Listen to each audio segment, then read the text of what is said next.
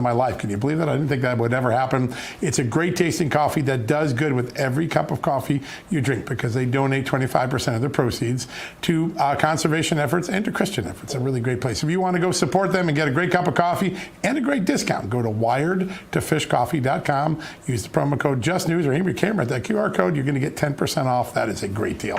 All right. Another day and another email scandal here in the nation's capital for Democrats. This one dating back more than a decade to President Obama's term in office. While Joe Biden was vice president, Obama briefing memos and sensitive foreign conversations were forwarded to Joe Biden's private email account, the one he used a fake name for. That is what memos show that were obtained by Just the News in a lawsuit against the National Archives. Several hundred pages of these emails from 2011 to 2015 were given to us with the help of the public interest law firm Southeastern Legal Foundation. They show extraordinarily sensitive information being sent to Joe Biden's insecure Gmail account. Things like what was about to happen in the White House Situation Room, who was going to be attending calls with world leaders. You're seeing some of them as we're on screen right now. We had several experts look at these documents. There were no classified markings on them, but several security experts, people that work for the FBI, the National Security Council, the CIA, said it looked like these materials were clearly national security sensitive, probably classified, at least 8 of the ones that we received today. When you're starting to talk about what an Iraq prime minister might be doing during a wartime, it's very sensitive information. That's the sort of stuff that was in the emails that we made public. You can go over to justthenews.com right now, check out that story and a whole lot more. A lot of reaction to that. We'll be asking all of our guests about that today as we go through the show. All right, I was watching the presidential news conference today. My colleague Amanda Head wasn't around. Then all of a sudden I heard a familiar voice. That's because President Trump called on Amanda not once, no, not twice, not 3 times, 4 consecutive times. Amanda got to ask the president a question during a White House briefing today with NATO's leader, and we're lucky to be joined by the rock star of the conference. I've been covering the White House for a long time. Presidents very seldom allow forward questions, so congratulations. Well, thank you. And you were probably wondering where your employee was while I was gone all day long. I knew where you were. Yeah, it was wonderful to be there earlier today, and President Trump, of course, was hosting NATO Secretary General Mark Rutte, and I obviously had the privilege to ask him a lot of different questions, but one of them was about reports that the Biden administration wasn't entirely truthful about the numbers of illegal aliens who came through our southern border, as well as how many of them were apprehended or ultimately released into the country. So here is the president's answer to that.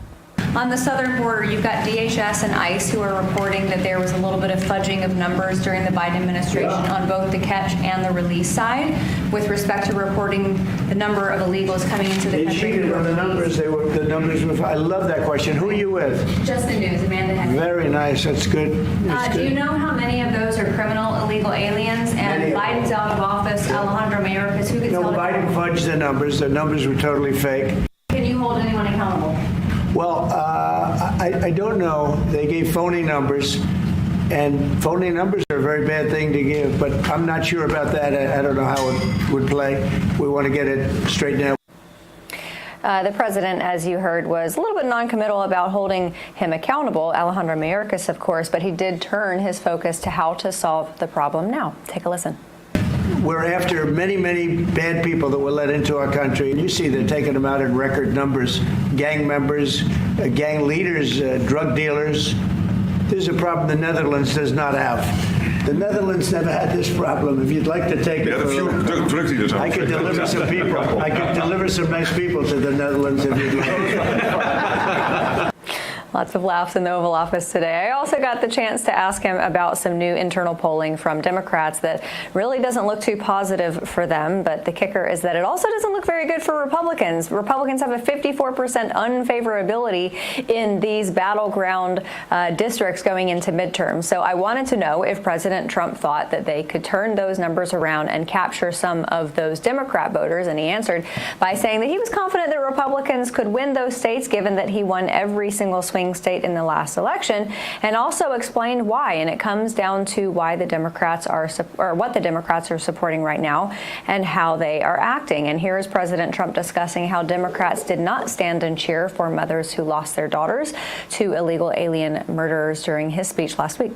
I'm standing up and I introduce the mother and the parents of these 2 young girls that were just recently essentially killed, violently killed.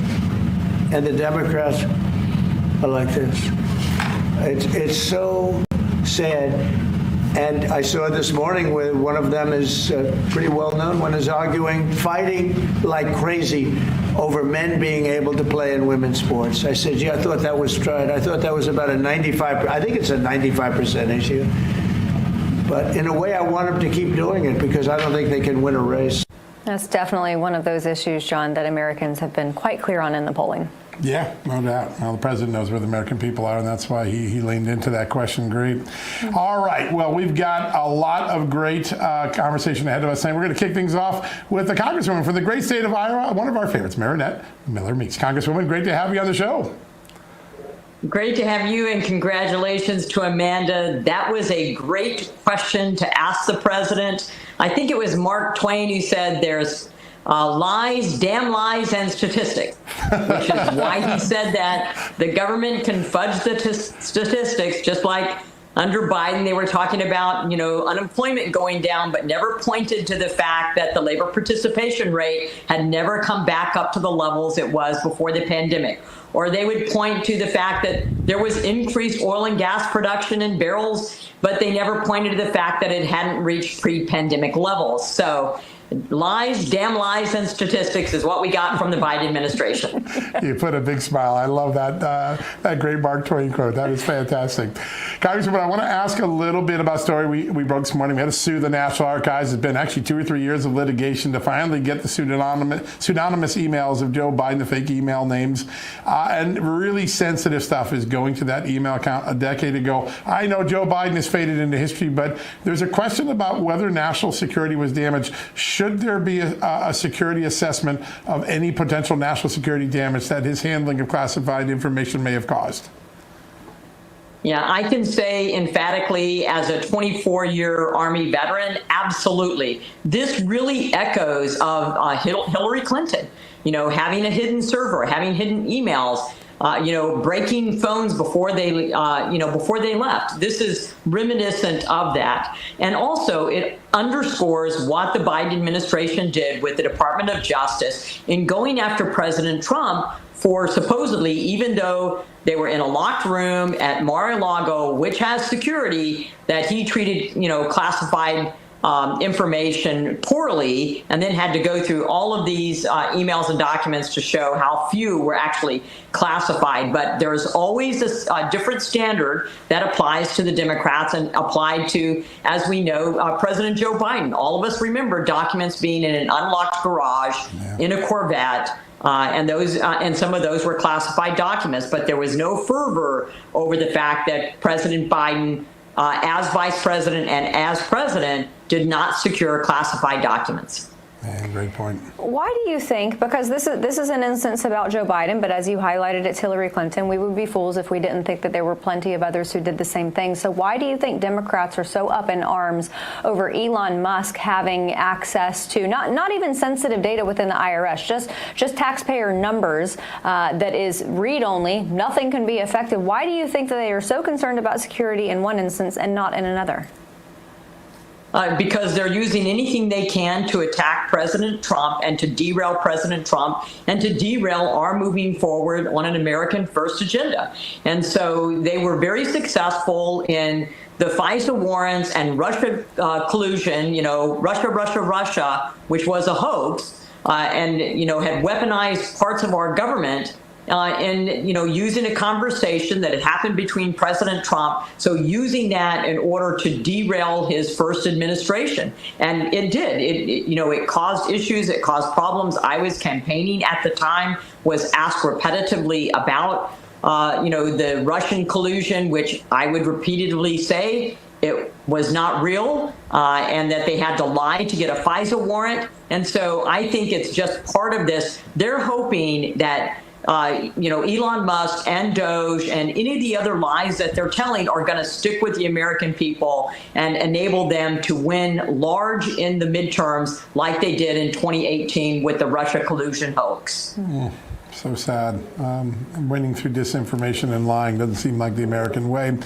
Congresswoman, we saw Senator Schumer in the last 24 hours say we're not going to help the Republicans keep the government open. We'd rather see it shut down. Obviously, there's a lot of vulnerable Democrats. What's your assessment will happen before Friday night? Well, I will say that despite criticism, I voted to keep funding the government. That's right. Especially as a former military. I know how it is to be an enlisted, to have a paycheck, to be deployed, have your family back home with no paychecks coming in. I felt the responsible thing to do was to keep the government funded. So isn't it interesting that now, after all the belittling that we received from both sides of the aisle about funding the government, that now they're considering not funding the government? Why? Because we weren't part of the process. We weren't asked to give input. Well, we weren't asked to get input either when we were in the minority. That's the consequence of winning elections. So I would say it's again, the hypocrisy of the Democrat Party chastising and denigrating Republicans for considering shutting down the government to get some savings and to bring down our deficit that was $2 trillion each year. But the Democrats are now going to shut down the government. This is Schumer's shutdown. Make no mistake about it. The Republicans did the responsible thing. We tried to work with the Democrats on the House side and on the Senate side. And if the government is shut down, it is Democrats that are doing it. It's Democrats that are withholding care to veterans. It's Democrats that are withholding WIC. It is Democrats that are not paying our military and preventing our junior enlisted from getting a pay raise that had been voted for. It will be the Democrats who will be responsible for this. And then I would just like to remind them of the pain that President Obama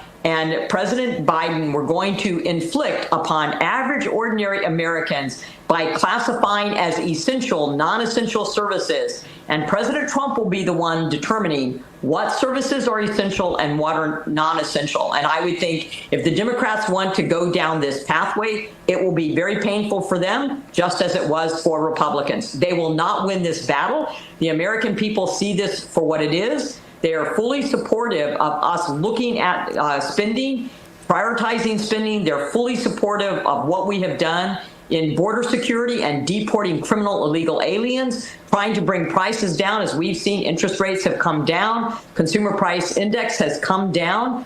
And things are improving in this economy, and they're fully on board with prohibiting boys from participating in girls' sports. Congresswoman, before we let you go, I want to ask you about the deficit. We've hit a record at $1.1 trillion, and I know that after this CR, this obviously takes us a little bit of the ways to September, and then after that, that's when Republicans really want to get down to work. What do you want to see as the bulk of those cuts so that we can reduce it? I think that what you have to look at, we already know that there is considerable waste, fraud, and abuse within our federal government.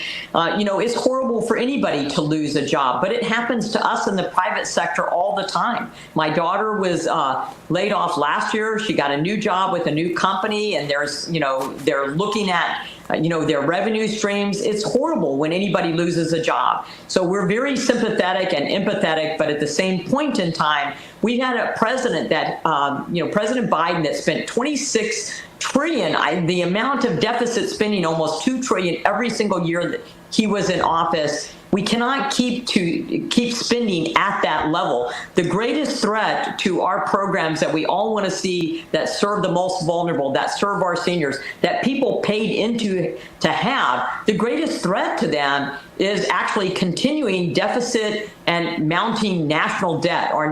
Currently, our debt service that we pay is almost what we fund for military. You cannot continue to have a debt service at that level. So well said. Congresswoman, we always enjoy every time you come on. We get a lot of great wisdom. Also, we want to thank you for your service in the military before you started serving in Congress as well. Great honor to have you on the show tonight. Thank you, John and Amanda. It's been my pleasure. Yeah, we love having you on. Thanks so much. All right, folks, we're going to take a quick commercial break. When we come back, one of the newest members of Congress and one of our favorites. He's been on the show a few times and lit it up. Congressman Jeff Crank from the great state of Colorado. He's going to be here right after these messages. Hey folks, did you know scammers can literally steal your home right out from under you? The FBI calls it house stealing, and it's a growing real estate scam targeting American homeowners. Here's how it works. Criminals forge your signature on one document, use a fake notary stamp, pay a small fee, and file it with your local recorder's office. And just like that, your home title has been transferred out of your name. Then they can take out loans using your equity as collateral or even sell the property behind your back, and you won't even know it's happening until you start getting collections or foreclosure notices months later. So let me ask you, when was the last time you checked your home title lock? If you're like me, the answer is never. And that's exactly what scammers are counting on. That's why I trust Home Title Lock. Their $1 million triple lock protection helps keep your homes and equity safe. Here's what you get. Immediate 24/7 monitoring of your property, urgent alerts if there are any changes, and if fraud should ever happen, their U.S.-based restoration team will spend up to $1 million to fix the fraud and restore your title at no additional cost to you. And here's the best part. I've teamed up with Home Title Lock to give you a free title history report so you can find out if you're already a victim and access to your personal title expert. A $250 value just for signing up. So do this. Go to HometitleLock.com and use my promo code JTN250. That's HometitleLock.com, promo code JTN250 to get the protection and peace of mind you deserve. The FBI calls it house.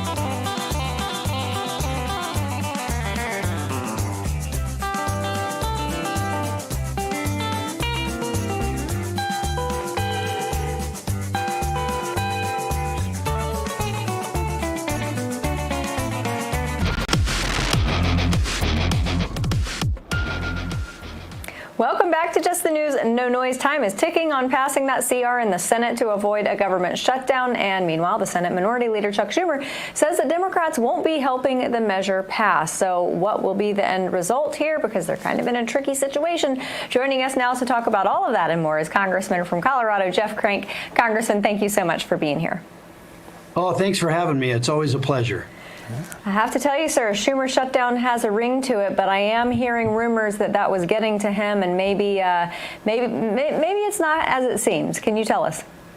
Yeah, well, you know, I did see the same thing. I just saw on X that perhaps Chuck Schumer may vote for cloture. Probably not going to vote for the CR, but we don't really, I guess, need him to. We just need him to allow it to come up. And, you know, it's just interesting. You've got folks who have clamored for years about government shutdowns. Here they have a chance, you know, to do the right thing, and they may not. What's so amazing about this? This is a CR.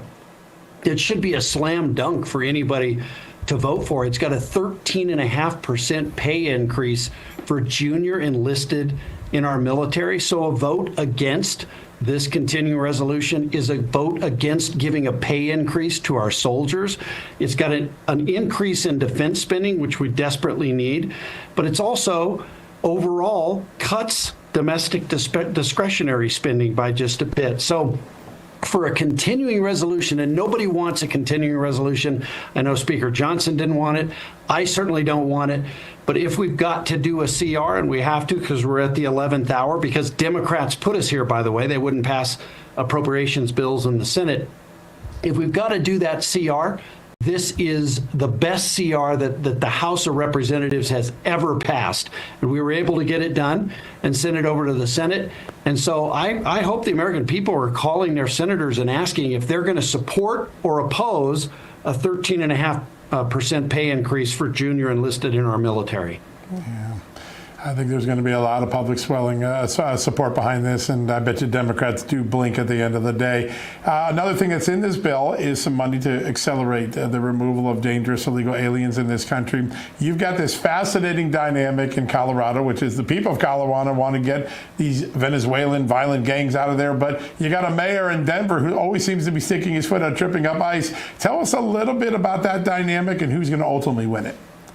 Yeah, well, and that's very true, John. We, the people of Colorado, the citizens of Colorado, are really tired of the doublespeak from our elected leaders. And it's really, honestly, it's our governor, it's the mayor of Denver, who came up to Capitol Hill last week. I was fortunate enough to be able to wave onto the committee and question him about it.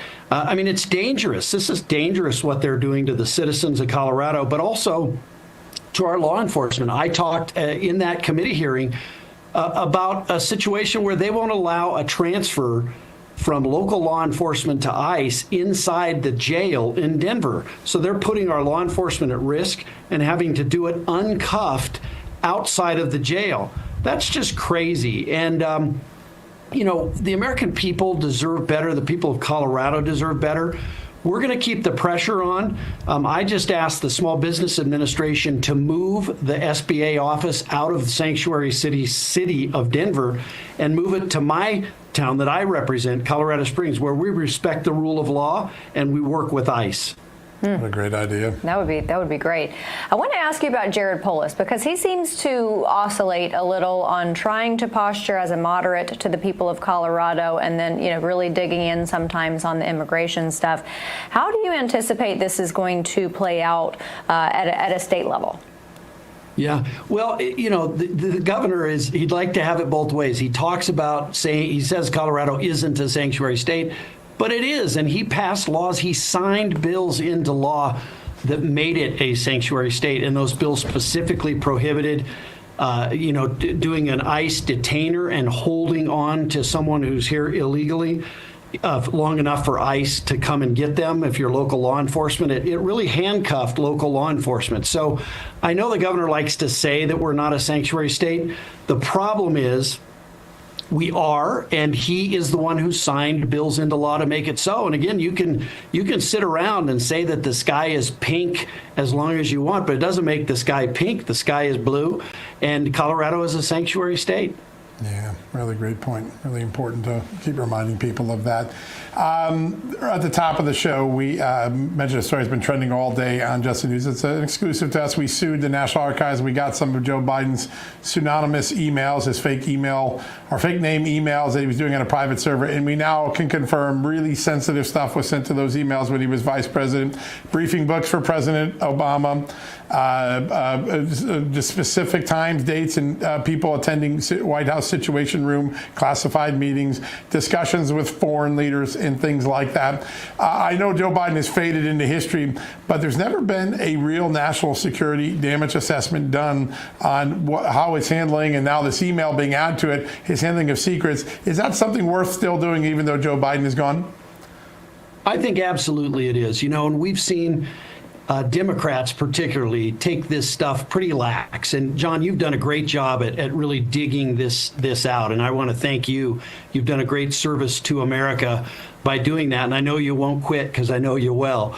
But look, you know, you've got things where Joe Biden, we had Hillary Clinton, you know, being pretty lax with classified information as well. And look, there's members of Congress who do it. Because you get elected does not mean that you can just do what you want with classified information. And so I think we need to have an accounting for that. I take my job very seriously. I have access to classified information. I do everything I can to make sure that that stuff is protected. I consider it a public trust that I have, and we should all consider that to be the case in public office. So I think it is very important that we do that, and that we look back and see how this stuff was handled by Joe Biden or Hillary Clinton or any Republican for that matter who is mishandling classified information. Congressman, I know that you represent a lot of military. I think you have 5 bases in your district, so a lot of military men and women. I want to ask you about what it looks like for recruiting. I saw a recent chart that looked really, really good for Colorado. Colorado is one of those states that is recruiting. It spiked more than other states, and it was really beautiful to see. What do you think that is in Colorado that's causing that? Well, and you're right. I just came back about an hour ago from a change of command ceremony at Fort Carson, Colorado, and it's a great place here in Colorado if people get stationed here. But we do have a lot of folks. I do think there is a resurgence of patriotism.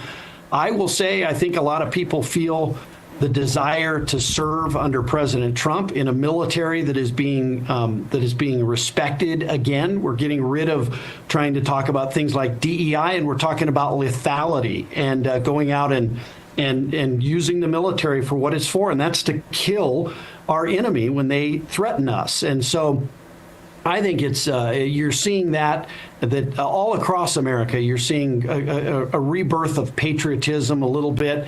People who are excited about the leadership of Donald Trump, people don't want to go die in a foreign war for nothing. And I think if you look at Donald Trump, whether it was his first term or what he's doing right now, he wants America's military to be strong, but to not be used for frivolous things. It should only be used to protect American national interests. Yeah, so well put. So we got the 250th birthday of the country coming up in just a year. It's going to be fun to have that patriotism front and center. Real quickly, so we've got about a minute left. Real progress in foreign policy this week. First, Volodymyr Zelensky caves and comes back to the table and says he'll accept a 30-day free ceasefire if possible. Today, Vladimir Putin, even though he's winning on the battlefield, signaling he might be open to a deal. Give us your thoughts on where we are and where we might be able to get over the next several days. Well, I think it's remarkable, John, if you look at where we were 3 months ago, right? There was no hope of a ceasefire in Ukraine, none. And there wouldn't be if Joe Biden or Kamala Harris were president of the United States today. We only are talking about a ceasefire because the person who probably should get the Nobel Peace Prize, Donald Trump, is president of the United States, and he is working hard to get that. Look, he is asymmetrical, Donald Trump. They don't know how to deal with him. We saw what happened with Zelensky in the White House, and people were like, oh, my goodness, how could Donald Trump do this? But look, he shook the system up, and we are at a place where there is this moment that we could end the killing in Ukraine and in Russia, and it would be a great thing for America. It'd be a great thing for the world if we were able to do that. So I'm very proud of President Trump and some of the work that he's done with regard to Ukraine. He seems to find peace opportunities in places that most people don't see that as a possibility. Congressman Jeff Crank from Colorado, sir, we love having you here. Thank you so much for coming on tonight. Always appreciate having me on and being with you. Thank you. Absolutely, sir. Thank you. All right, everybody, we're going to take a very quick break, and we'll be back on the other side.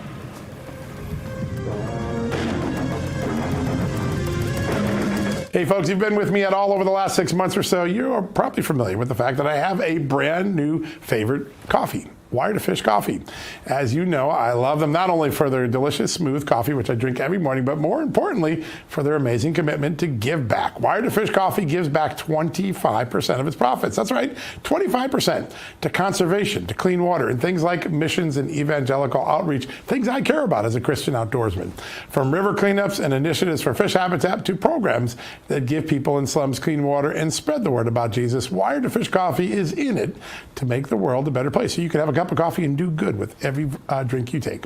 And they've added to their offering. Now, Wired to Fish coffee is available in medium roast decaf, and their much-loved brew is now available in 2-pound and 5-pound inflation buster bags for avid coffee lovers like me. I'm excited to tell you that Wired to Fish coffee has a special offer for the Just the News audience. For a limited time only, they're offering their best-selling medium roast in the new 2-pound bag size at a cost-crunching $21.99 a bag. And when combined with the discount code JustNews, which gets you another 10% off, you get down below $20. That is a great bargain. Head over to wiredtofishcoffee.com. That's wired, the number 2, fishcoffee.com today, and take advantage of this exclusive offer. Order today and make this year one where you align your coffee with your values.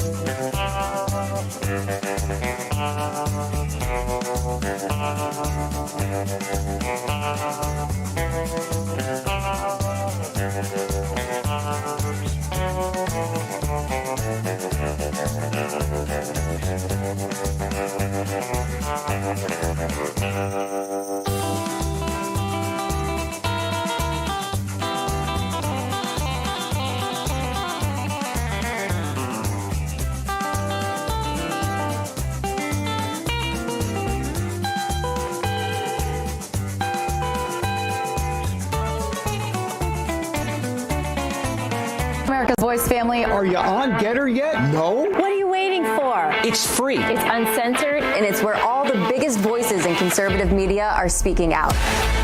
Download the Gettr app right now. It's totally free. It's where I put up exclusively all of my content 24 hours a day. You want to know what Steve Bannon's thinking? Go to Gettr. That's right. You can follow all of your favorites. Steve Bannon, Charlie Kirk, Jack Posobiec, and so many more. And the best part? You can watch Real America's Voice right there on Gettr. Live. So join the conversation. Hop on the Gettr chat room. Engage with patriots who are just like you. Good morning, Gettr friends. We're breaking news, we're delivering the truth, and we're doing it on Gettr every single day. So don't wait. Download the Gettr app now. Sign up for free and be part of the movement. It isn't just an app. It isn't just a social media platform. It's a community.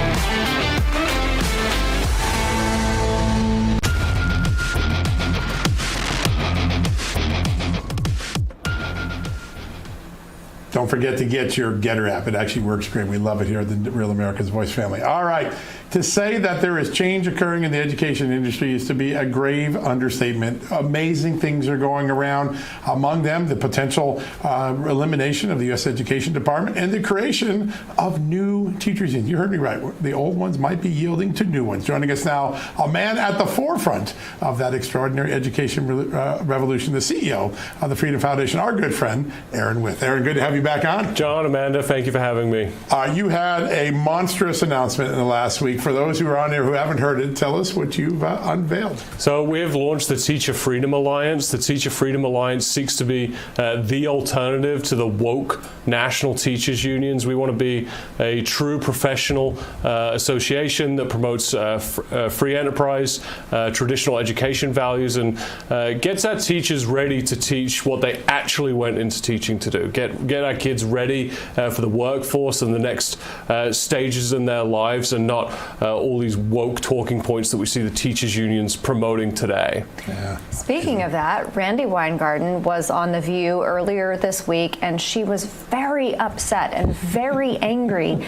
And I just kept thinking to myself, why weren't you this angry? Why weren't you screaming from the hilltops when students were failing at grade level, when they were tested at grade 12 and grade 10 and grade 8? Why weren't you that upset then? That's right, yeah, and that's a very good point, actually, because Randi Weingarten, her agenda is a political agenda. I mean, she does not care about reading, writing, and math standards. I mean, that's what the Teacher Freedom Alliance is going to exist to do. It's going to be to get these kids ready for the workforce or ready for the next grade or whatever it may be. Randi Weingarten cares about politics. She cares about the Department of Education more than probably anybody else in America. She cares certainly more than parents and regular teachers. So, yeah, not surprising to see Randi go a little crazy on that. Yeah, well, they don't like competition either, and you've created this competition now, which is extraordinary.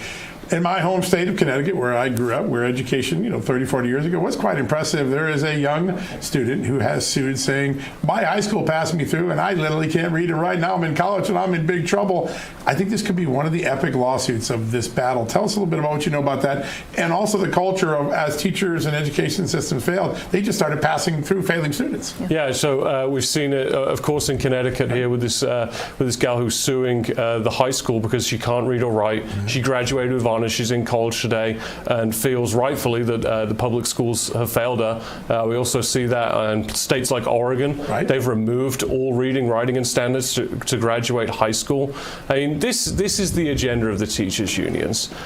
So we want to bring it to a place where teachers can get the professional resources that they need that they're not getting today. So think about alternative curriculum. In most places, the only place that teachers can get this is from the teachers unions. Professional development credits is another example.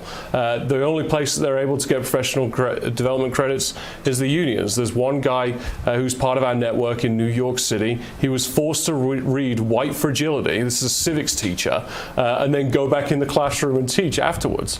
It's crazy, and that was to keep his teaching license. Wow. So some of the stuff that these teachers unions are putting out there, and there's no alternative to it. So professional development credits, liability coverage as well, alternative curriculum, and then we're also going to we're actually going to pay some of these teachers as well. We're going to offer them incentives. We're going to get them to be nominated by their peers, Teacher of the Year type stuff, or an awards program where we're going to give away $25,000 to teachers that have earned it. Wow. I love that. Pretty Incentivizing cool. Great education. Your organization, will it be open to all teachers, public, private, Montessori, Christian, all teachers? Absolutely, absolutely, yeah. They can apply today at the teacherfreedomalliance.com.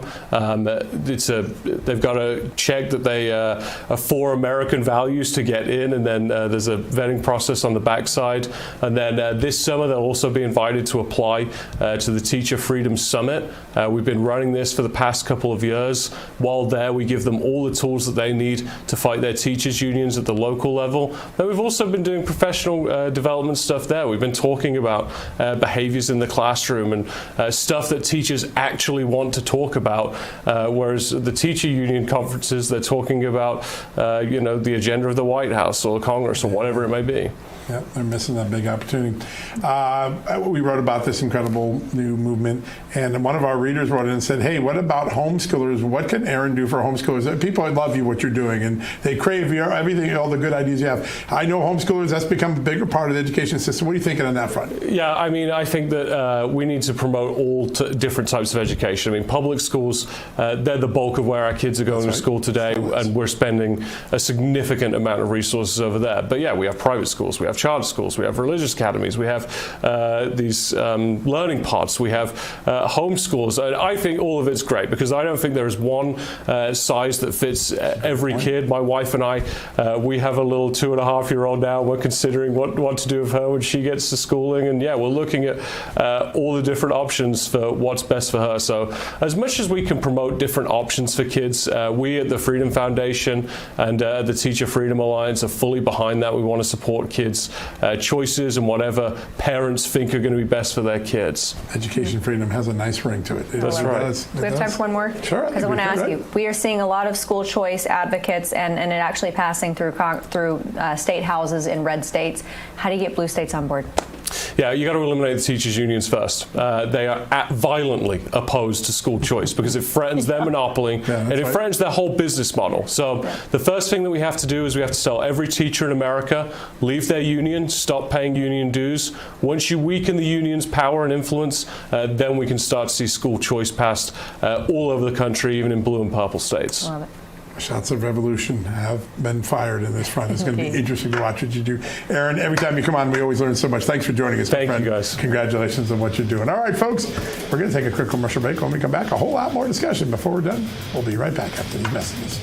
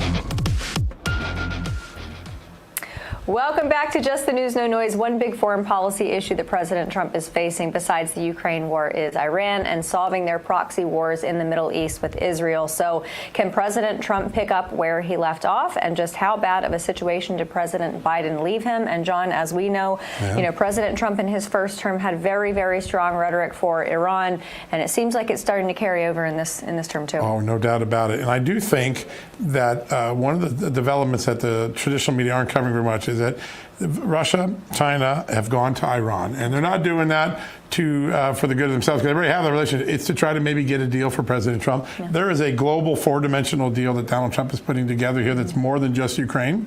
It may all come together, may not, but at least people are beginning to understand this has got many different touch points. While we were in the break, I got a text message, a little breaking news for people tomorrow. Everybody keep an eye on Guantanamo Bay tomorrow. President Trump and the Trump administration are going to announce some really big captures of people. Gitmo, which is empty today because they got the last flights out for the first round of illegal aliens who were shipped off the country, going to be full, and it's going to be full of some, infamous people. That's all I'll say right now. I can't say more than that right now, but that is a big, big deal. Yeah. So. And you know what I love about the way that they are utilizing Gitmo? It's going to be such an operation. It's going to be such a clean and swift moving, Abe gave us such a great sense of how it is. Yeah. 48 hours in, 48 hours out. You're back home. I love it. Did you guys say that we have our guest? Excellent. Joining us now, the Deputy Director of the Washington Office of the National Council of Resistance of Iran. He is also the author of The Iran Threat, Ali Reza Jafarzadeh. Ali Reza, great to see you. Great to see you, Amanda, and good to see you, John. Always a pleasure. Wonderful, wonderful. We love having you. And last Saturday, an incredible march here in Washington, D.C. Thousands descended here for the interests of a freer Iran. Tell us about it. Well, certainly this, as you said, Saturday, there were thousands of Iranian Americans who came from all over the United States, from California to Texas, from Illinois to Florida, from Massachusetts to Georgia. They all had one message to deliver, that now is the time, that the Iran regime is in last leg, that the people of Iran want change.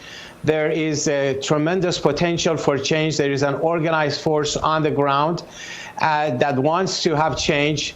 The leader, Mrs. Mariam Rajavi, the president-elect of the NCRI, addressed the rally saying there is no need for boots on the ground or appropriation of money or arms. Rather, the people of Iran can do it.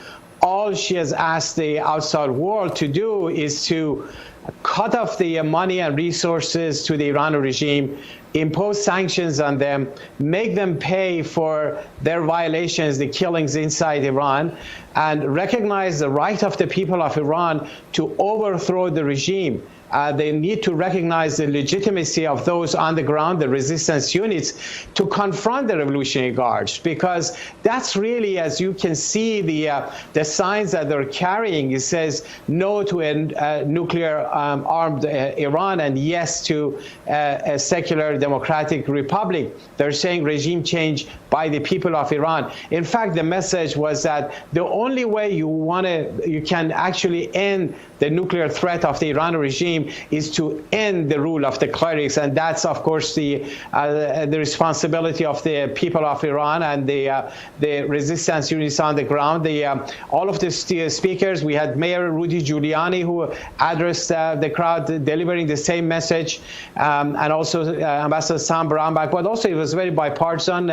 Congressman Brad Sherman, a Democrat, a senior Democrat from the House Foreign Affairs Committee, also was there to deliver the message. They wanted to make sure that the administration here in Washington, but also all the capitals around the world, are aware of the desire of the people for change as the only way to end the nuclear threat.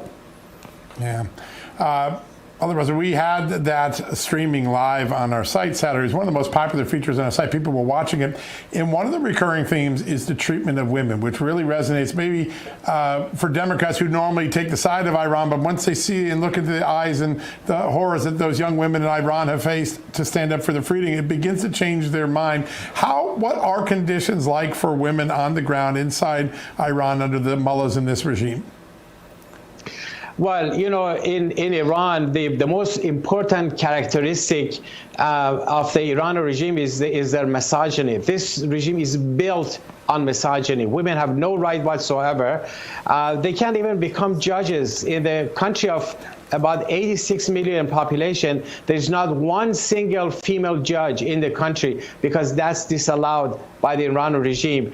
So that's why, and then you have the repression all over the country. The whole repression against women is fully institutionalized. And that's why on the other side, when it comes to the resistance against the Ayatollahs, women are in the leadership. You know, the leader of our movement, Mrs. Mariam Rajavi, she has brought a whole generation of women in the fight against the Ayatollahs. A majority of the members of our parliament in exile are women, and the organized force that is stationed in Albania in Ashraf 3. The majority of their leaders are also women because they carry the brunt of the responsibility of the fight against the regime. Thousands of them were executed by the Iran regime for their beliefs and for taking the leadership in the opposition to the Ayatollahs. And that's why you saw a large presence of women in the rally on Saturday, a lot of them very young women. This new generation of women you can see in the leadership of the protests in Iran, they actually have benefited from the culture of resistance by women that was created over the past 4 or 5 decades in Iran. And this young generation may not know, the 2 or 3 generations before, but they certainly benefited from that culture of resistance. And as Mrs. Rajavi said, the force that is going to bring down the Ayatollahs is coming from where the Ayatollahs don't even count them, and that's women in the leadership of the fight. Ali, tomorrow, well, I guess technically it's today there, but leaders from Iran and Russia are going to be descending upon Beijing to have talks about nuclear programs. And it's interesting, in this grouping of countries, I guess comparably so, Iran is the wild card. There's going to take some powers of persuasion with China and Russia. What do you think is going to come out of this meeting? Well, as you said, the epicenter of all the problems, whether any country in the world you pick, you see the Iran regime involvement there. And they are truly the epicenter of war and terror, the head of the snake. But the good news is that the regime is far weaker now than they were a year or 2 years ago. They have lost much of their clout in the region. Those proxies have been, disappeared and crushed. The big ally in the region, Assad, has gone down. And Russia wasn't even able to help the same way they did about a decade ago to keep Assad in power in Syria. So that tells you that the Iran regime doesn't really have the cards that it used to have. Add to all of that, which is the most important element, which is the internal situation. This regime is rejected by its people, very weak, vulnerable domestically. The economy is in shambles. The value of the Iranian currency, rial, has lost about half of its value since Pezeshkian took office just mid last year. So whatever the talks are, but I think the focus should really be on the nuclear program, ending and shutting down all of their nuclear sites. No negotiation should lead to further legitimizing the nuclear weapons program of Iran. You've seen what the Ayatollahs have done, and that's where the focus should be. Well, and Russia's got a pretty significant amount of leverage. So, Ali Reza Jafar is a Deputy Director of the Washington Office of the National Council of Resistance of Iran. Thank you so much, sir. And next, we're going to talk about what else the Trump administration can cut from government to save some money.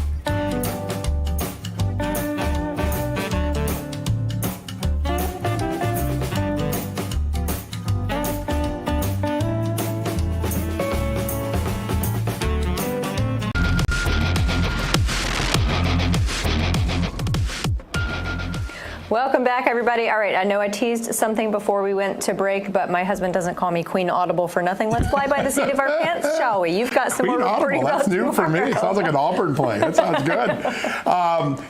Listen, I got to catch up to you. You've been reporting such great stuff all day. I've been slackered. President Trump tomorrow will most likely invoke the Alien Insurrection Act of 1798. And that will give him the power to take people who've been arrested for crimes in America and deport them without any further trials here. It's a wartime power. It hasn't been used before, but the president talked about it. I think that announcement will be coupled with the announcement of some really bad hombres that have been arrested around the country and going to be showing up in Gitmo overnight and beginning a new phase. Abe told us that, they were bifurcating it, heavy prison cells for bad dudes and then tents for peaceful people. I think tomorrow we'll understand why they were building those heavy-duty cells, and I think there'll be a victory against some of the violent criminals in this country that just occurred over the last 24 hours. And you know what? I think whoever decided to do both of those things on the same day is the same person who wrote his speech last week, because this was something I noticed, and I'm sure you noticed it too. Last week in his speech, President Trump would say something that would have the Democrats' hair on fire, but then he would follow it immediately after with something that he knew that they would have to shut up about.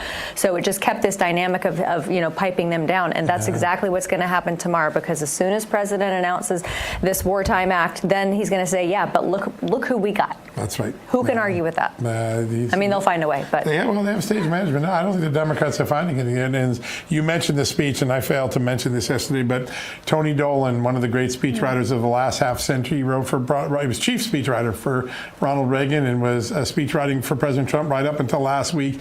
Also the youngest Pulitzer Prize winner in the history of journalism.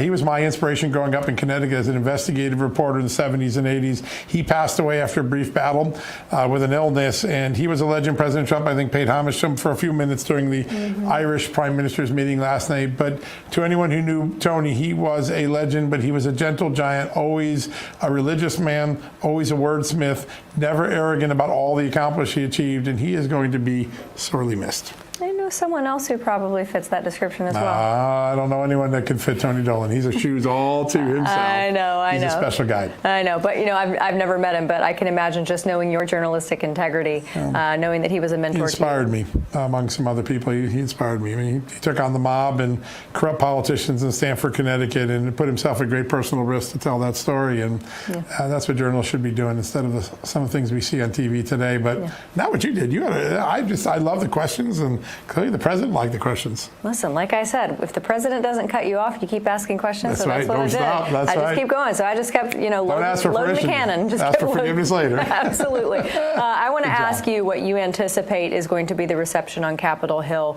should Russia come and say, yes, absolutely, we officially accept this ceasefire, and that moves towards the deal. Do you anticipate that there will be any credit given to this White House by anyone with a D next to their name? It'll have to be. The Fettermans of the world, and probably many others. And because it would be an epic accomplishment, and it sometimes shows you got to take the risk of dealing with bad people in order to get a good solution. I am getting reports in Kursk right now, and the Ukrainians are being slaughtered by the Russians. This is a horrific losing battle. If we hadn't lost a week with Volodymyr Zelensky, maybe those men and women dying on the battlefield by the dozens per hour would have a chance to have survived this. It's really tragic. I'm talking to a general on the ground there, and it is a horrific slaughter. Hopefully soon that slaughter will end on both sides and something more rational will take its place. Yeah, I mean, President Trump gave some statistics today, and this was when he was planning on the press conference only being 20 minutes, and he said 2 people will die while we are sitting in here, and you extrapolate that out, hundreds in, as this was percolating. But according to Democrats a few weeks ago when Zelensky was in the Oval Office, they said, oh my gosh, this is disastrous. Who knows what's going to happen now? And, now things seem to have calmed down. Get the ketchup for the crow because they're going to be eating some, I think. Maybe. We'll see. We'll see. A lot of work has to be done still. Well, like President Trump putting ketchup on a steak, maybe they can put some ketchup on their crow as they take it down. All right, everybody, thanks so much for being with us here tonight. We'll be back here at 6 p.m. Eastern on Real America's Voice.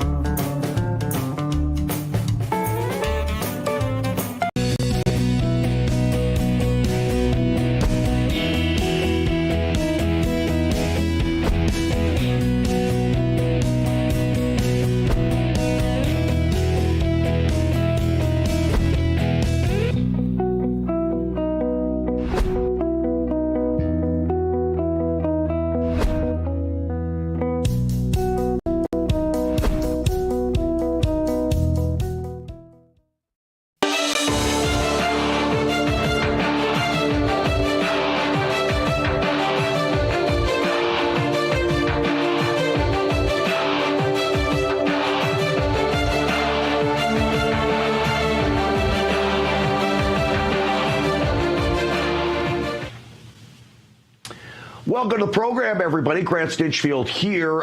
We've got some unbelievable news going back to Joe Biden's time as vice president, showing how reckless he is with sensitive documents at best, quite possibly classified documents. I want you to take a look at this.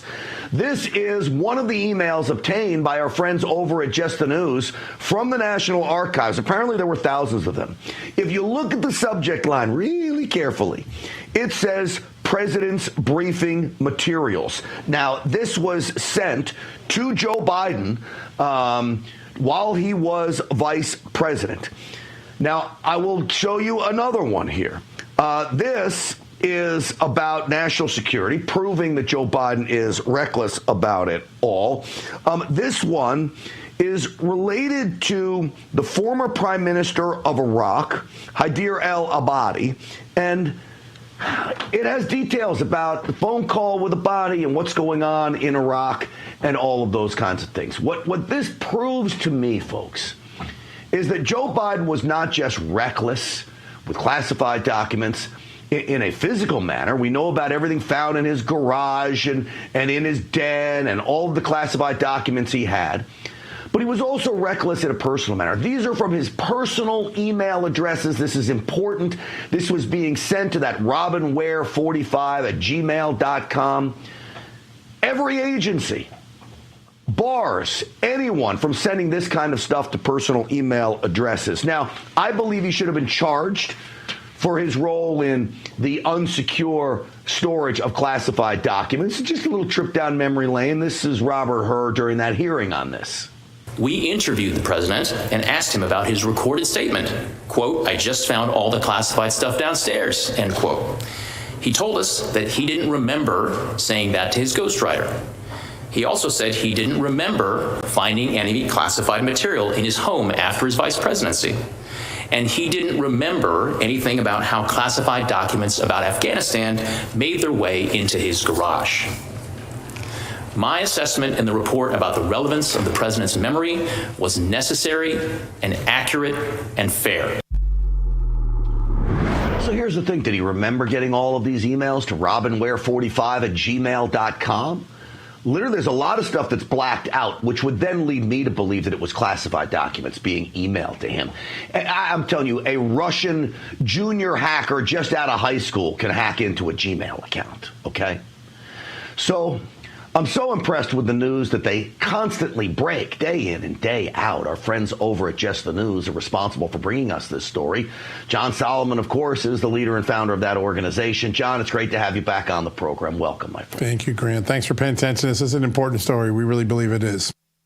John, you texted it to me this morning. I read it. I say, here we go again. We can't forget about this stuff. Why don't you take me through the big concerns from your end and some of the CIA officials that you've spoken with about this?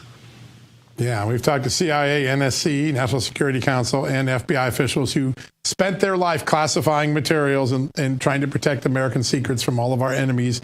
All of them called this process of moving these sensitive discussions to Joe Biden's iPad and his Gmail account reckless, endangering of national security. Fred Fleitz, former National Security Council Chief of Staff, said 8 things in this collection that we were given under the lawsuit this past few days looked to be classified information to him. And let me just tell you what stands out to the experts. You know, I'm just a journalist, but here's what the experts said.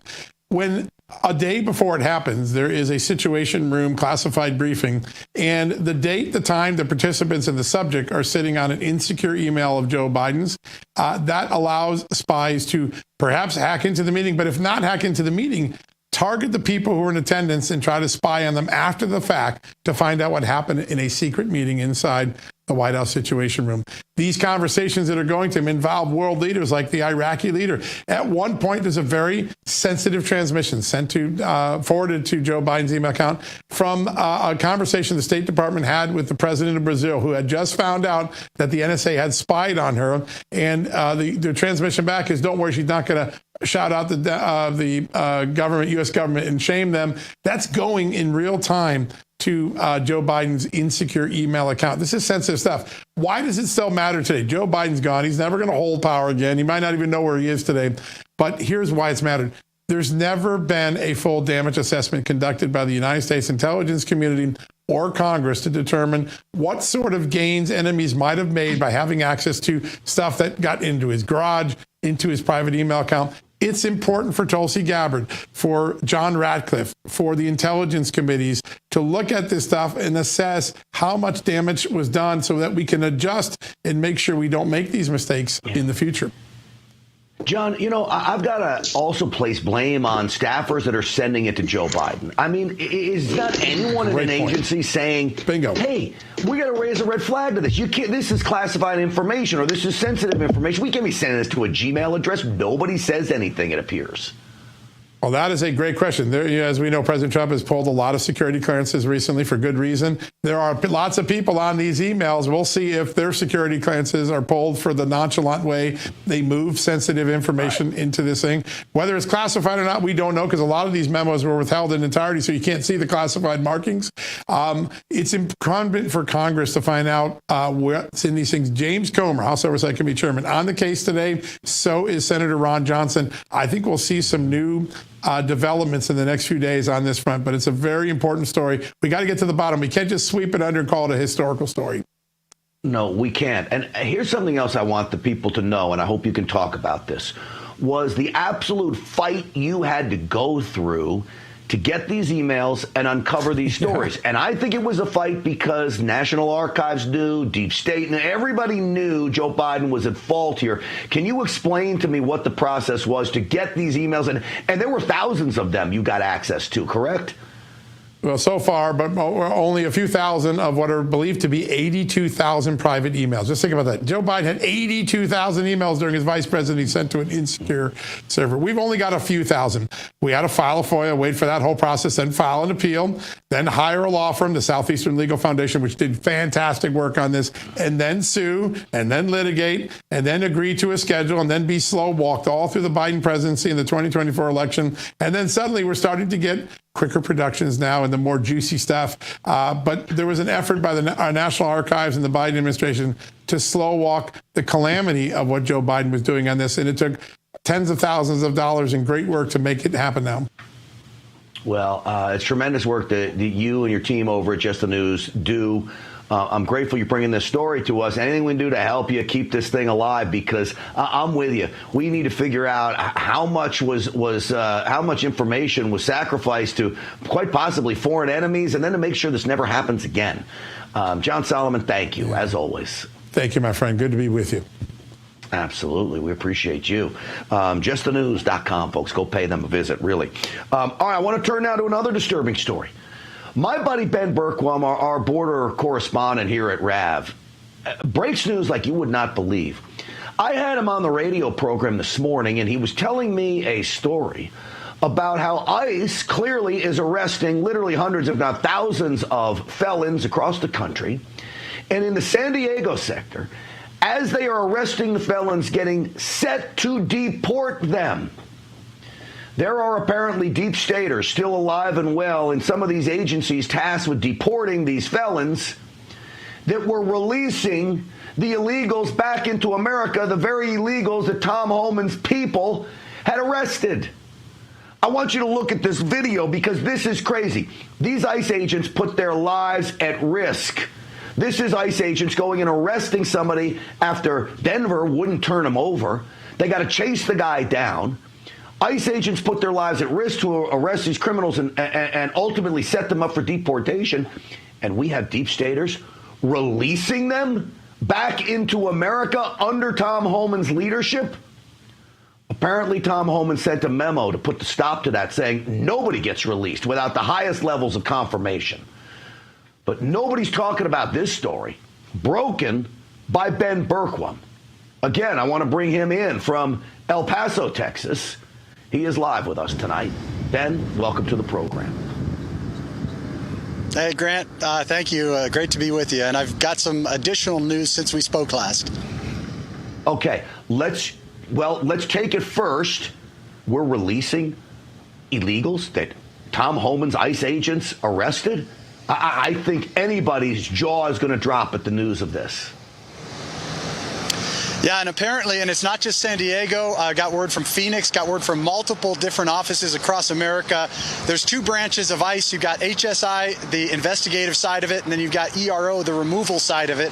And apparently there are some deep state holdovers, Biden holdovers on the ERO side that are either refusing to process the people that HSI captures, or slow walking it, or just making the claim they don't have bed space, which is why I'm out here. I'll talk about this in just a minute. This is the Border Patrol soft site outside of El Paso, Texas. But apparently many of these ERO offices are either refusing to or dragging their feet on it, and they actually released several of the people in that first operation that Tom Homan kicked off on that first Sunday. Many of those people were actually released by ERO. I'm getting that word. All right, real quick on this. One, tell us what ERO is, and two, Tom Homan has to be steaming mad about this. Yeah, enforcement removal operation. So that's the removal arm of the Homeland Security ICE. So they're the ones that actually are tasked with taking them once the illegals are captured, taking them through the process, taking them back to a judge, having that judge sign off on it. And this is the other problem. Also speaking to HSI, many of these attorneys' offices that are overseeing it, they are also trying to block many of these deportations. You have activist judges in places that are trying to block even Tren de Aragua, the worst of the worst. Some of these guys are being blocked from being removed by activist judges as well. So we've got every level of government is in opposition. We've got opposition actors against President Trump and Tom Homan. And yes, to answer the question, no doubt Tom Homan is pissed, and they are working through it as we speak. These guys are, and you see what Kash Patel's already doing. They're not messing around. If you're blocking them, they're coming after you with the full force of the law. All right, so it appears to me this would be a great definition of what the deep state looks like. They just want open borders. They want these people roaming the country. They want chaos, and they are hell-bent on keeping it chaotic. I'm glad we're getting a handle on it, though. It appears Tom Homan at least are aware of this now. You say you have new news. What's the new news you want to tell me? Well, you talk about salt in the wound. One of the reasons why ERO, again, enforcement removal operations, is saying they can't take the illegals is they don't have enough bed space. But what we're not talking about are the hundreds of thousands of beds that were created by Joe Biden and the Democrats to invite the invasion. These are what are considered soft sites. This one behind me in El Paso holds roughly around 7,500 people. It costs $1.2 million a day to operate.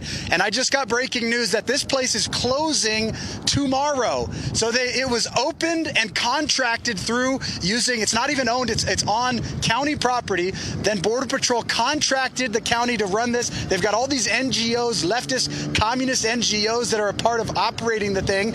And then they used it to invite the invasion. And I'm saying, well, ERO's saying we don't have bed space.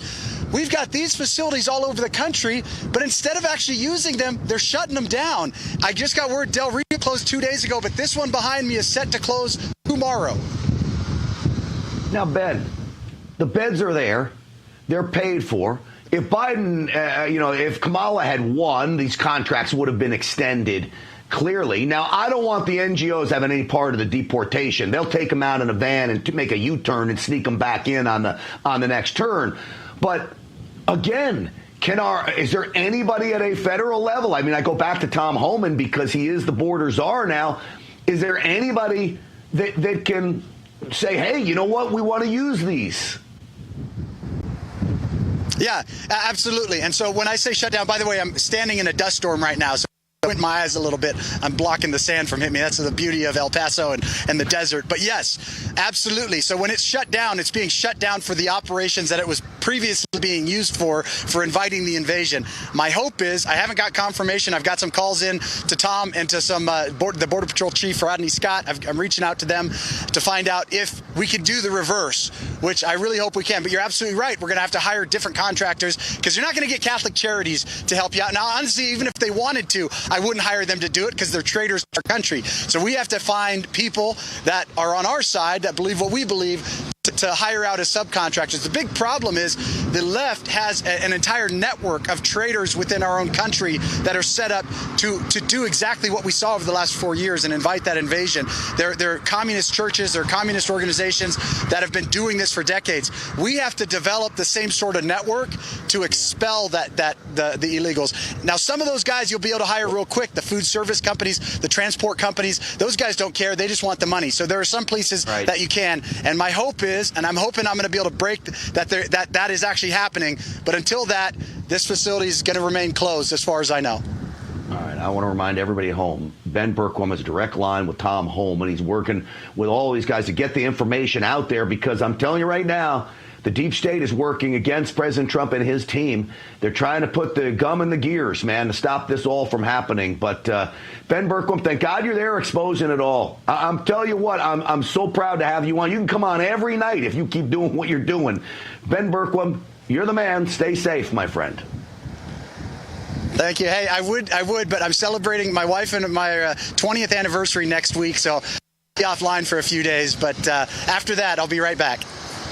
All right, that sounds good. Congratulations on 20 years of marriage. That's absolutely fabulous. This from a single guy. Well, I have my very special lady friend, of course, but this to a guy who's not married. Great job on 20 years. I wouldn't know what. I don't know if I can make 20 years now at 56 years old. I don't know. I'd have to get going. All right, I want to bring in now practicing California attorney who is looking to hold this failed leadership accountable. His name is Sam Mirjovsky, and he's been on the program before with us. Sam, welcome to the show. Grant, great to be with you. Thanks for having me. All right, as an attorney, we were going to bring you on to talk about some of these facilities opening up in Nevada, about trying to get these people out. You hear this story from Ben Bergquam that you have facilities releasing the very people that Tom Holman's ICE agents sent into, arrested and tried to deport. They're now releasing them back into America. Your reaction to all of this, Sam?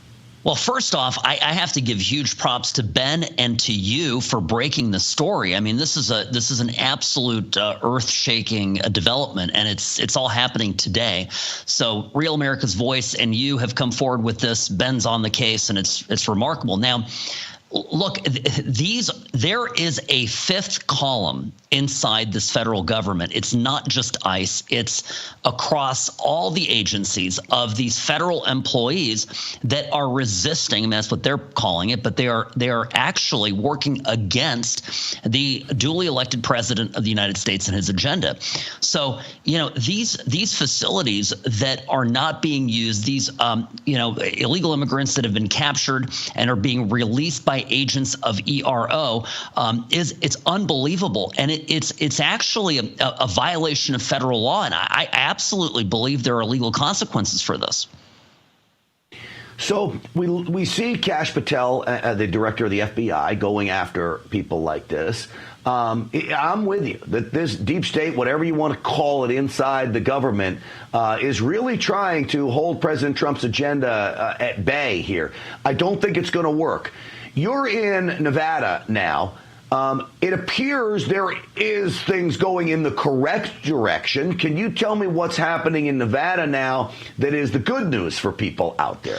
Well, okay, so a good point. So I'm a licensed lawyer in California and Nevada. I'm based out of Las Vegas. Now, we have a new mayor elected here in Vegas who has again reiterated that we are not a sanctuary city, and it is absolutely her intention to enforce national immigration policy, and to follow the lead from the federal government. So, and by the way, Shelley Berkeley is a dear friend and a Democrat, but a common sense Democrat. And there's few of those out there, believe it or not. So let me do this. Let me play a clip from her, and then I'll let you continue, because we have a clip from Shelley Berkeley. Roll it. The city of Las Vegas is not a sanctuary city. I am, and as I've said on numerous occasions, I support the sheriff and his position. We follow federal law, and we will do everything that we are supposed to under the law in order to comply with it. So I'll give you the last word here, Sam. That's good news. Coming from a Democrat, maybe she's getting the message that the Democrat messaging and what they're doing did not work the last time around and continues not to work. Well, we still have an attorney general who wants to be governor who's saying the exact opposite. So there are still most of the Democrats out there are actively trying to fight this. And look, it comes down to this. There was an election. We believe in democracy. Democracy prevailed. Donald Trump was elected, and he has a huge mandate to clean this problem up. And we need to allow him to do this. And anybody working against him is violating the law, and it cannot be tolerated. No, that sure can't. Sam Mrozovsky, did I say that right? Pronounce your name for me. It's Mrozovsky. Mrozovsky. Okay. Sam Mrozovsky, I apologize for botching it, but I'll get it right the next time, I promise you. You're welcome back here anytime. Thank you for coming on tonight. Thank you, Grant. Take care. All right, watch this. Sam Mrozovsky. See that? It's easy. All right, folks. The IRS is the largest collection agency in the world. And with April 15th just around the corner, they are more aggressive than ever before. So if you owe back taxes or have unfiled returns, do not wait for the IRS to come after you. Getting ahead of this now is the smart move, but never contact the IRS alone. Turn it over to the team at Tax Network USA, whether you owe $10 million, maybe you owe $10,000, maybe you owe more. Tax Network USA's attorneys and negotiators have resolved over $1 billion in tax debt. Here's what you do. Call 1-800-905-8000 or visit tnusa.com/RAV. All right, the left is in shambles over NIH funding cuts, saying Doge is killing kids. We have the truth. A whistleblower, a former NIH worker, will blow the lid off of that agency. Stick with me.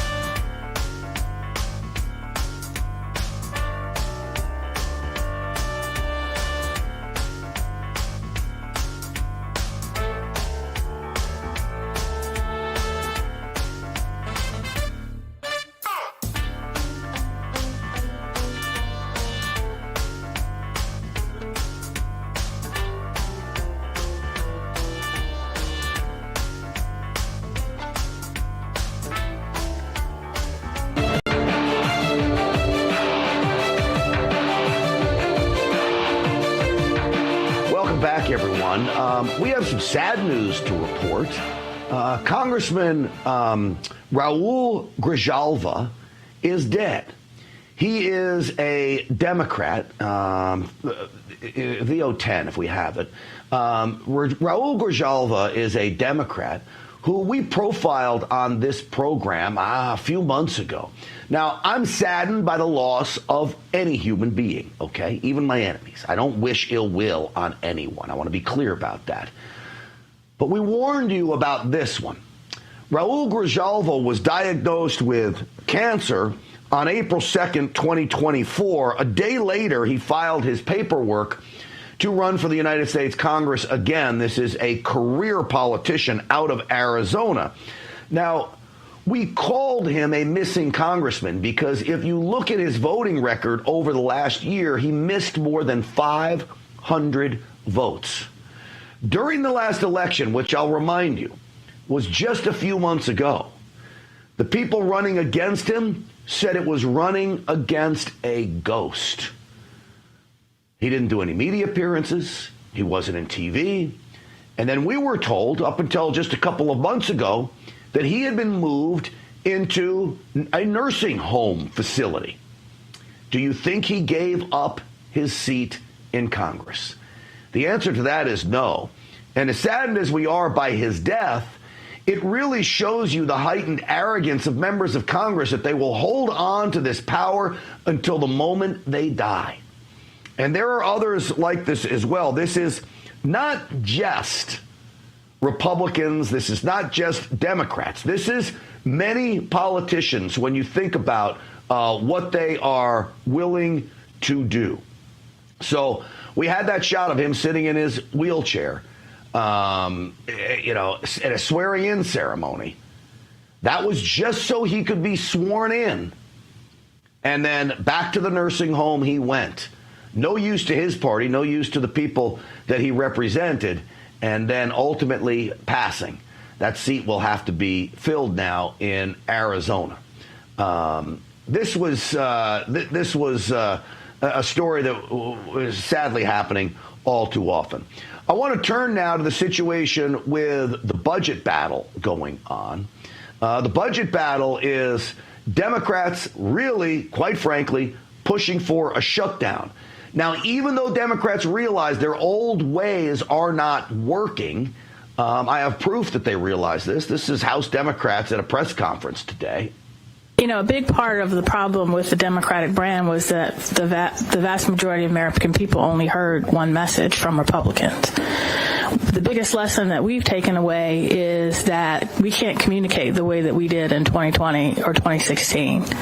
That we need to meet voters where they are, whether that's on YouTube or Reddit or reading the Washington Post. So they realize that their messaging isn't working. Quite frankly, it's a stunning admission. I would offer up that the Democrats are in disarray. When the sheer fact that the Democrat that's getting the most attention today is somebody like Jasmine Crockett, that tells me that you really are in disarray. She's pushing for a shutdown. Roll it. In my opinion, if we're shut down, you can't be fired. And what does that mean? It does mean that people will not be paid, but it does mean that they will get their back pay. So hopefully we can stop some of the bleeding. We just saw that the Department of Education laid off 50% of their workforce. So I don't really understand why anybody would say, oh, we got to take the high road. Listen, he is decimating the federal government. And you're talking about whether or not we're going to keep the doors open. He literally is shutting down departments anyway. Yeah, shutting down the Department of Education. You had workers there that weren't even working, deciding to send money to the states so they can decide what to do with it. Now, I'm going to offer you up this, Jasmine Crockett. The Republicans have come to an agreement amongst themselves because Democrats won't negotiate with them. They've come to an agreement that basically says, hey, we'll continue funding the government at the current levels, moving a little bit of money around, but nothing's really changing. And they're going to do it for 6 more months. But the Democrats don't want that. They want another one of these giant omnibus bills. They want to delay this budget for another 30 days while they can negotiate a deal that they want everything for everyone. And that, in my mind, is not going to work. Let me give you an example of some of the problems we face today. At NIH, the National Institutes of Health, they have a $35 billion budget. This is from last year. $9 billion of that was spent on overhead costs. That's just under 30% on overhead. Well, now under the Trump administration, that number will be lowered to 15%. That most certainly will save money. And this at an agency that I would offer up wastes money like it's going out of style. Just have to look at Dr. Fauci and doing studies on transgender mice and all the other kinds of crazy things.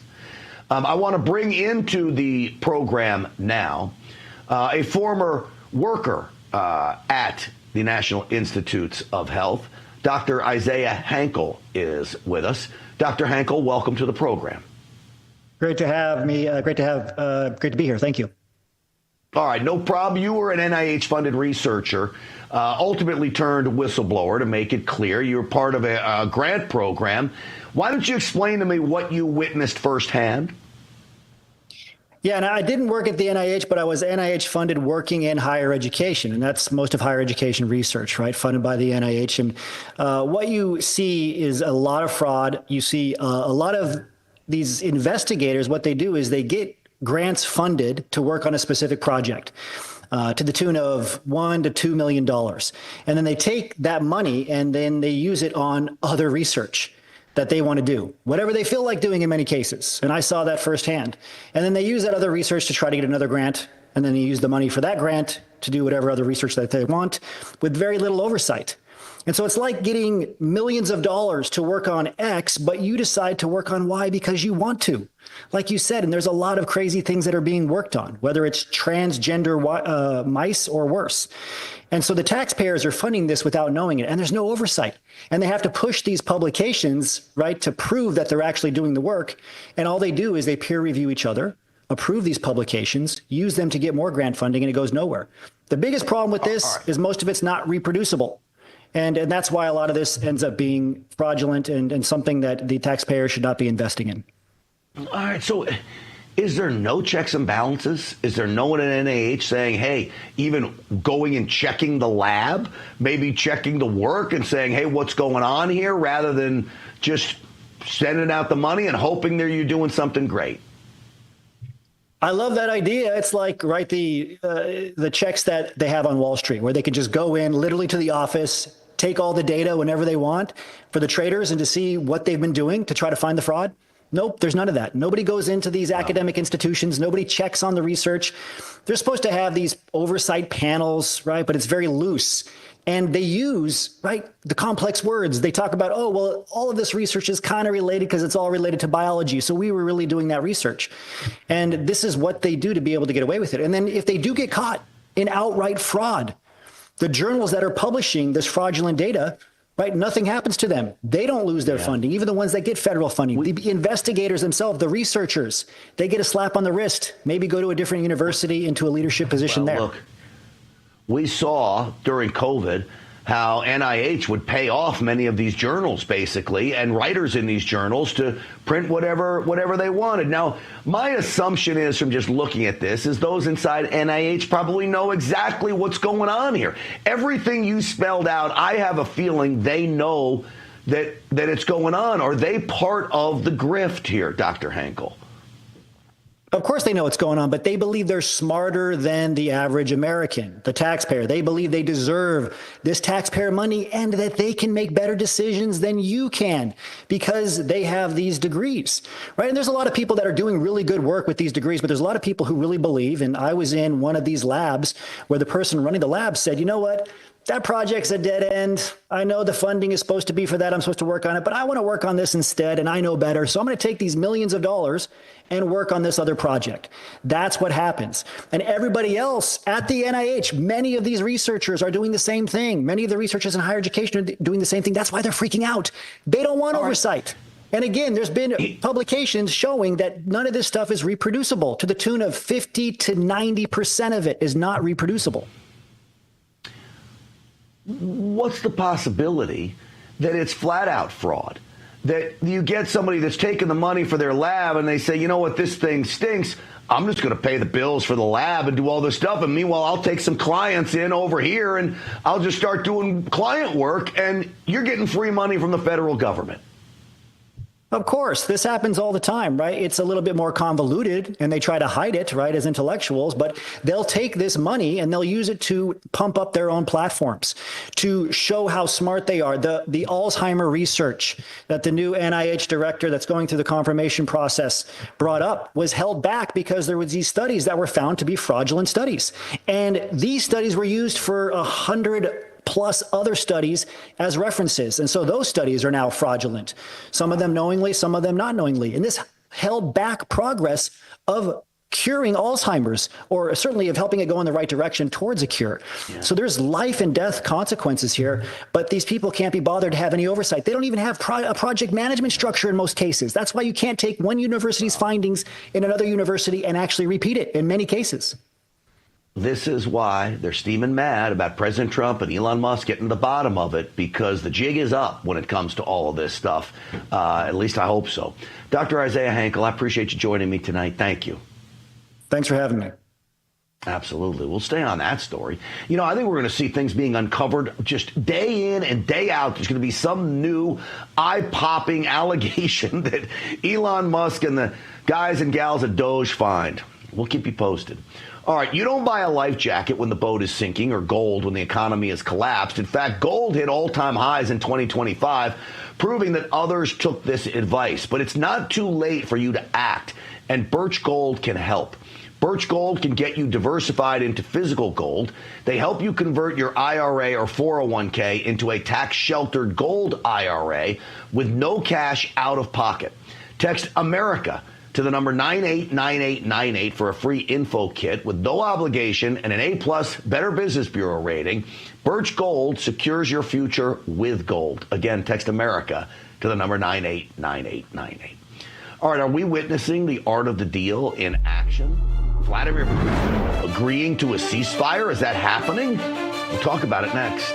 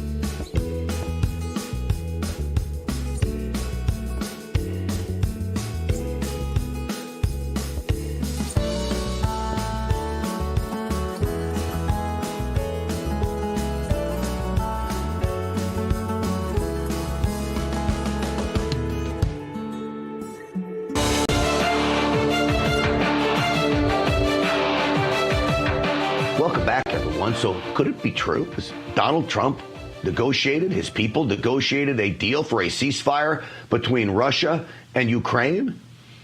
Maybe is probably the best answer here. This is Vladimir Putin. A lot of caveats to this. We agree with the proposals for the ceasefire, but our position is based on the assumption that the ceasefire would lead to a long-term peace, something that would remove the initial reasons for the crisis. All right, initial reason for the crisis. He doesn't want Ukraine and NATO. He don't want missiles pointed at him. He wants access to the southern waters south of France. There's a whole slew of things that he wants. Will he get them? Joining me now, former special assistant to President Trump, our very good friend, Army Colonel retired Derek Harvey, is back with us. Colonel, great to have you back on. It's good to be here. All right, it's moving in the right direction. But I'm not convinced this thing's a done deal. Are you, Colonel? No, the dance has just begun, and we don't know how this is going to end. And there are going to be lots of zigs and zags as the negotiations begin, and we're just seeing some opening positions and some posturing. All right, so I named a few of the things that Vladimir Putin wants. Is there anything else? What do you think are the biggest, quote, barriers to peace that he was talking about? Well, the status of Ukraine, NATO, those are two big ones. He's not going to give up any of the territory he has taken so far, maybe a little bit on the margins in the eastern part of the country, a little bit. But I think he wants what he has, and that's not what he's not going to give anything, in my view.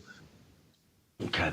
So here's one of, if I put myself in Vladimir Putin's shoes, and I hear the United States saying, okay, you've apologized to us. We'll sign the rare earth minerals deal, and we're going to start arming you up again. If I'm Vladimir Putin, why would I agree to a ceasefire while the United States arms up your, quote, enemy? I would think that's the last thing you'd want to do. Well, there are some things that can be done.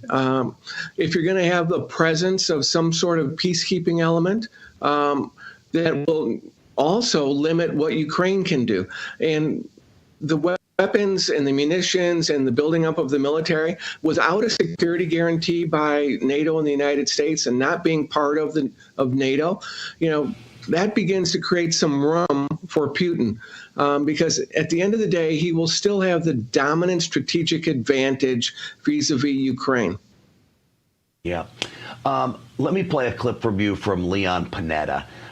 He has a different view of this than I do. I'll play it for you and then get your response. The key to Putin is to make clear that if he doesn't accept this ceasefire, the United States is going to provide military aid, we're going to provide intelligence, we're going to provide support to Ukraine so that they can continue the fighting. And Russia will pay the price for that. That's the hand that the president has. Do you agree with him there? I mean, it's been much of the same from the United States, and Putin's been doing okay throughout this war. That's a weak hand, because Ukraine cannot sustain the conflict even with munitions, weapons, and intelligence support. They have been ground into mincemeat. They don't have the reserves of the population. They don't have the manpower to sustain the conflict for years to come. Russia does. Yeah. And with that, then, it makes Russia with some cards. Now, President Trump says the United States, we hold the cards. Russia doesn't want to tussle with the United States. I really don't think we want to tussle with Russia either. The cards we hold, though, would maybe be to lift some sanctions, do some more business with Russia. Is that a possibility here with President Trump? Well, I think everything's on the table, lifting sanctions, moving forward. There could be some other things that we're not discussing right now that are in the economic, scientific arena. We're trying to, create a little space between, Beijing and Moscow, but I think that will be very difficult to do in the near term. So, we have limited options, but what is not satisfying the United States or the Europeans is really throwing more good money after bad. The end game, is not going to be a pretty picture for Ukraine, in my view, because, again, they don't have the strategic depths, the resources, the manpower. I'll tell you, I'll get your last thought on this before I let you go. I actually believe if Putin gets whatever the agreement is, okay, if they agree to something and he gets what he wants, I think he'll abide by the ceasefire and the peace deal. Do you think he will? I think there has to be some shoring up of commitments and consequences, and maybe, there's going to there will have to be some rebuilding of the Ukrainian military capabilities. And if they are increased significantly, that in itself will be a deterrent. Keep in mind, 3 years ago plus, no one gave Ukraine a chance. Okay, they thought Russia was going to roll right over them. On both sides of the coin, our intelligence community expected Russia to win, and this would be quick. And they also expected Ukraine to fold and collapse. Neither one of those assessments were correct. And I think we need to be very cautious going forward. Human nature has a way of taking its course. We are not sure how this is going to play out. But I think there's a real chance for a new framework with some security guarantees at the end of the day. Yeah. I will tell you, I was in that camp. I did not think Ukraine would last this long against Russia. The only guy I know that was saying they would was my old buddy Dick Morris from when I used to have him on that other network that I worked at. He was saying from the beginning that Ukraine can put up a fight. I thought it was going to be over very quickly. In fact, it really exposed Russia, I think, for not having the strongest military as I thought they did. Last word, Colonel Harvey. Well, I think Trump has got this moving in the right direction. We're engaged. Both sides are talking, and that's what we want. Where this goes from here, it's going to be up to both parties. Yep, sure is. Colonel Derek Harvey, as always, great having you on the program. Thank you. Thank you so much. Absolutely. All right, folks, the left is thrashing Gavin Newsom over hosting Steve Bannon on his podcast. Let's go through some highlights of that next.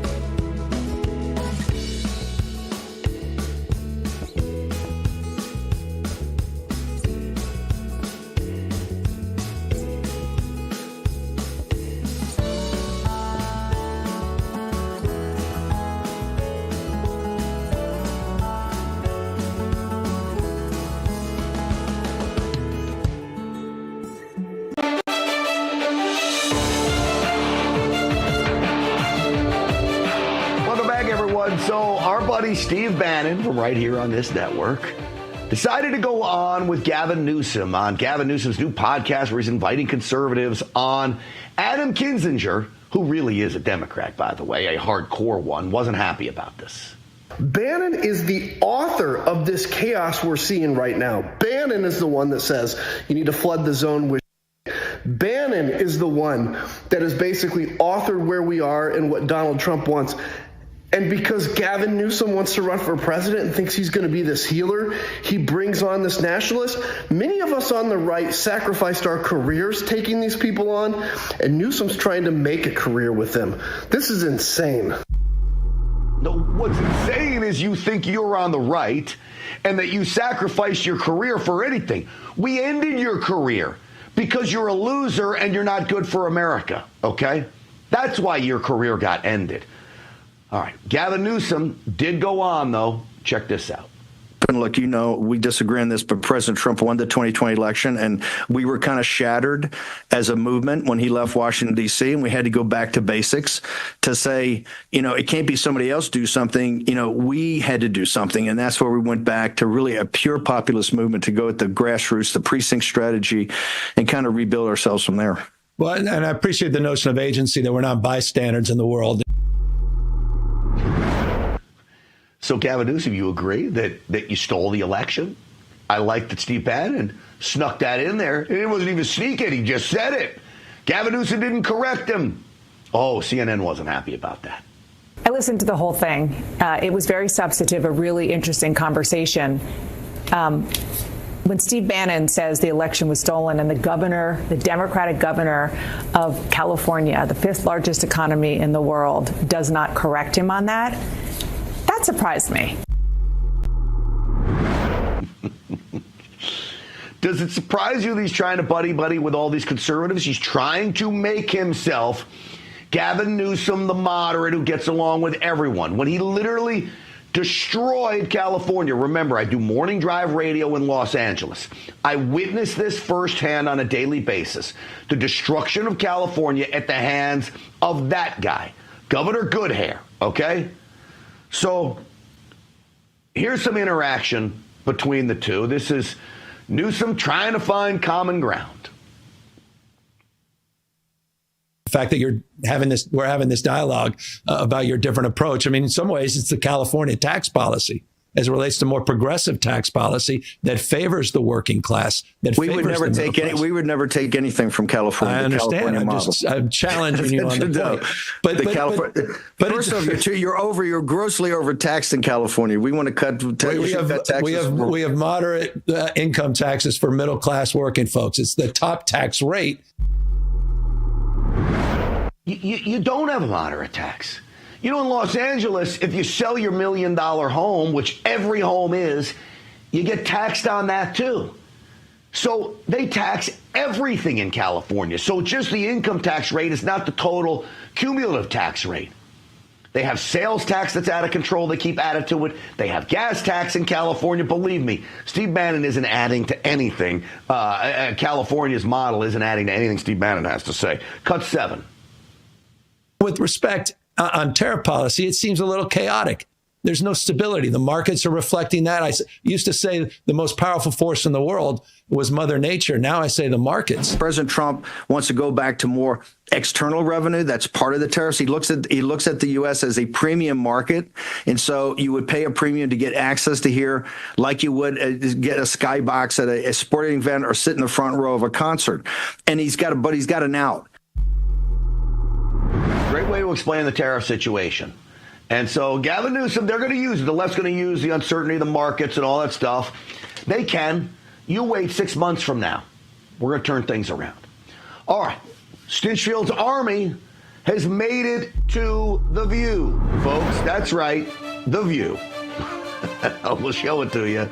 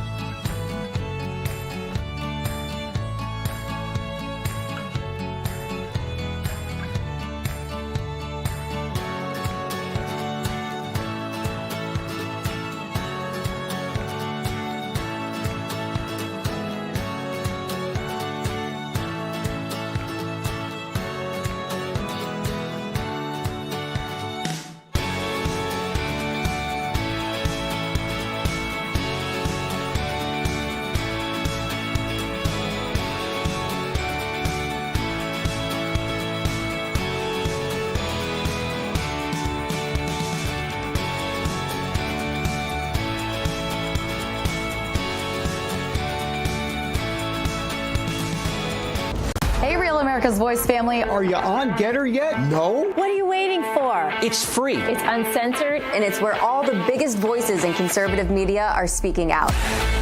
Download the Gettr app right now. It's totally free. It's where I put up exclusively all of my content 24 hours a day. You want to know what Steve Bannon's thinking? Go to Gettr. That's right. You can follow all of your favorites: Steve Bannon, Charlie Kirk, Jack Posobiec, and so